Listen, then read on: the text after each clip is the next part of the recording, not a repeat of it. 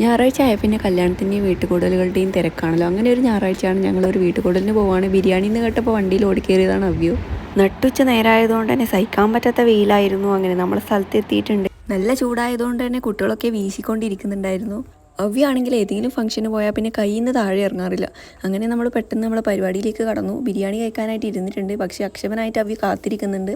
കാത്തിരിപ്പിനൊടുവിൽ ഇല വന്നു, പായസം വന്നു, സാലഡും എത്തിയിട്ടുണ്ട്. അങ്ങനെ അച്ചാറും കിട്ടി. ഈ ചൂടത്ത് ബിരിയാണിയൊക്കെ കഴിക്കാൻ തന്നെ കുറച്ച് ബുദ്ധിമുട്ടാണ്. എന്നാലും നമുക്ക് ബിരിയാണി കേൾക്കുമ്പോൾ വേറെ തന്നെ ഒരു ഫീലാണല്ലേ. അങ്ങനെ നമ്മുടെ ചിക്കനൊക്കെ എടുത്തിട്ട് ബിരിയാണിയൊക്കെ കഴിച്ച് തീർത്തു. ചൂട് കാലമായതുകൊണ്ട് തന്നെ നമുക്ക് ഒരുപാട് വെള്ളം ആവശ്യമായിട്ട് വരില്ല. അങ്ങനെ നമ്മൾ അവിടുന്ന് പെട്ടെന്ന് തന്നെ ഇറങ്ങി ബിരിയാണി കഴിച്ചതിൻ്റെ ക്ഷീണം തീർക്കാൻ വേണ്ടി ഒരു കൂൾ ബാറിലോട്ട് കയറി. അവ്വിന് ഐസ്ക്രീമും പിന്നെ ഞാനൊരു ഇളനീർ ഷെയ്ക്കുമാണ് പറഞ്ഞത്.